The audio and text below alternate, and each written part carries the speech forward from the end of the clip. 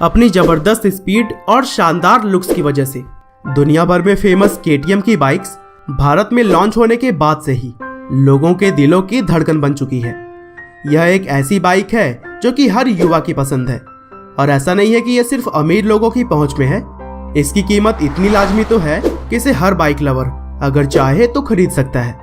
वैसे तो KTM ने भारत के बाजार में कुछ ही सालों पहले दस्तक दी है, लेकिन थोड़े समय में ही यह मोटरसाइकिल्स की दुनिया में शिखर पर पहुंच चुकी है और शायद ही कोई ऐसी बाइक होगी जिसे कि इतने कम समय में इतना प्यार मिला हो। और दोस्तों, KTM बेसिकली ऑस्ट्रिया की मोटरसाइकिल और स्पोर्ट्स कार बनाने वाली कंपनी है जो कि KTM इंडस्ट्रीज AG और बजाज ऑटो के द्वारा ऑपरेट की जाती है। दरअसल दोस्तों, KTM AG की स्थापना 1992 में हुई थी, लेकिन इस कंपनी की असल शुरुआत तो आज से कई सालों पहले 1934 में ही हो गई थी। आज के समय में KTM AG जो है वो KTM ग्रुप की पेरेंट कंपनी है।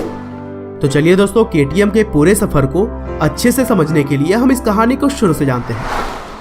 तो दोस्तों, इस कहानी की शुरुआत होती है साल 1934 से, जब ऑस्ट्रिया के एक इंजीनियर जोहान ट्रंकनपोल्ज ने एक कार रिपेयरिंग के दुकान की शुरुआत की और फिर अगले 2 सालों में उन्होंने DKW ब्रांड की मोटरसाइकिल्स और ओपल कंपनी के कार्स बेचने भी शुरू कर दिए।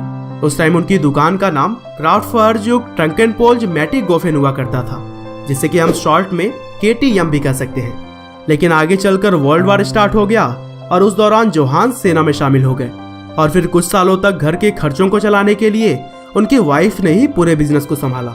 लेकिन जब वर्ल्ड वार खत्म हुआ तो रिपेयरिंग के काम में बहुत मंदी आ गई और इसी दौरान ट्रंकनपोल्ज ने अपनी खुद की मोटरसाइकिल्स बनाने का फैसला किया और फिर उनकी पहली मोटरसाइकिल R100 का प्रोटोटाइप 1951 में बनाया गया। इस मोटरसाइकिल में रोटेक्स कंपनी का इंजन लगा था और इसके अलावा मोटरसाइकिल्स के ज्यादातर पार्ट्स को दुकान पर ही बनाया गया था। 2 साल तक जब मोटरसाइकिल की जांच पूरी तरीके से कर ली गई तो फिर 1953 में मोटरसाइकिल का प्रोडक्शन करना भी शुरू कर दिया गया। उस वक्त कंपनी में सिर्फ 20 एम्प्लॉयज काम किया करते थे, लेकिन एक दिलचस्प बात यह थी कि सिर्फ 20 लोगों के साथ भी कंपनी हर दिन करीब 3 नई बाइक्स बना लिया करती थी। हालांकि दोस्तों, अभी तक यह कंपनी रजिस्टर्ड नहीं की गई थी, लेकिन 1953 में अर्नेस्ट क्रॉनरिफ नाम के एक बिजनेसमैन ने कंपनी में इन्वेस्टमेंट किया। उसके बाद कंपनी को क्रॉनरिफ ट्रंकनपोल्ज मैटीगोफेन नाम के साथ रजिस्टर्ड किया गया। 1954 में कंपनी ने R125 टूरिस्ट नाम की एक बाइक लॉन्च की और इसके बाद ही ग्रैंड टूरिस्ट और स्कूटर मिराबेल को 1955 में लॉन्च किया गया।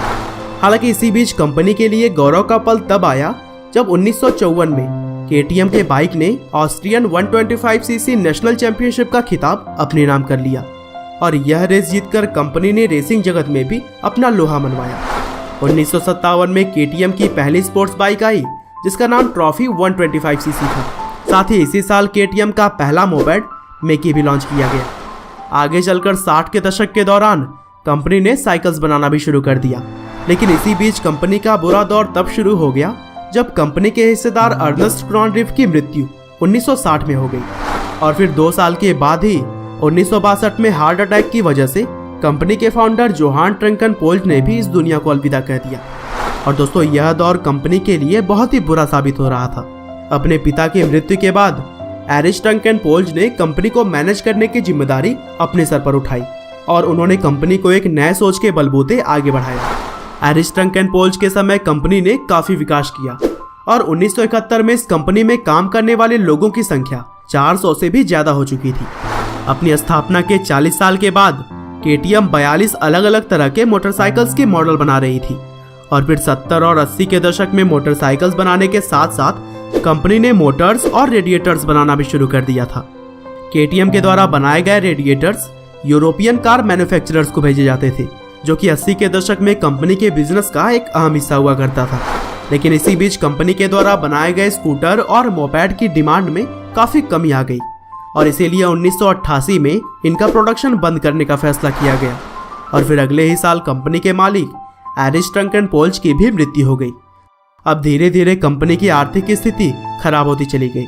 कंपनी कर्ज में पूरी तरह से डूब चुकी थी और फिर 1991 में कंपनी का मैनेजमेंट उन बैंक्स को दे दिया गया जिसके कि वे कर्जदार थे और फिर अगले साल 1992 में कंपनी को 4 अलग अलग हिस्सों में बांट दिया गया, जिसमें से KTM स्पोर्ट्स मोटरसाइकिल GmbH जो कि KTM का मोटरसाइकिल डिवीजन था, उसने मोटरसाइकिल के काम को आगे बढ़ाया और कंपनी के सबसे मशहूर बाइक ड्यूक मोटरसाइकिल सीरीज का प्रोडक्शन 1994 में शुरू किया। 1997 में कंपनी ने LC4 सुपर मोटो और एडवेंचर बाइक्स की शुरुआत की और फिर आगे चलकर 2007 में Indian motorcycle manufacturer Bajaj auto ने KTM के 14.5% शेयर को खरीद लिया और फिर 2013 आते आते बजाज ऑटो के पास कंपनी की 47.97% की हिस्सेदारी हो चुकी थी। 2012 में KTM स्पोर्ट मोटरसाइकिल GmbH का नाम बदलकर KTM AG कर दिया गया और 2015 आते आते कंपनी का टर्नओवर 1 बिलियन यूरो को छू गया। साथ ही इस कंपनी में काम करने वाले लोगों की संख्या 2515 पहुंच चुकी थी। और दोस्तों KTM की आजकल की फेमस बाइक KTM 200 ड्यूक को महाराष्ट्र के चाकड़ में बजाज ऑटो के प्लांट में बनाया जाता है। तो दोस्तों यह थी KTM कंपनी की कहानी, जिसने कि अपनी ड्यूरेशन में काफी सारे उतार चढ़ाव देखे, लेकिन इसने आज भी मोटरसाइकिल जगत में अपने नाम को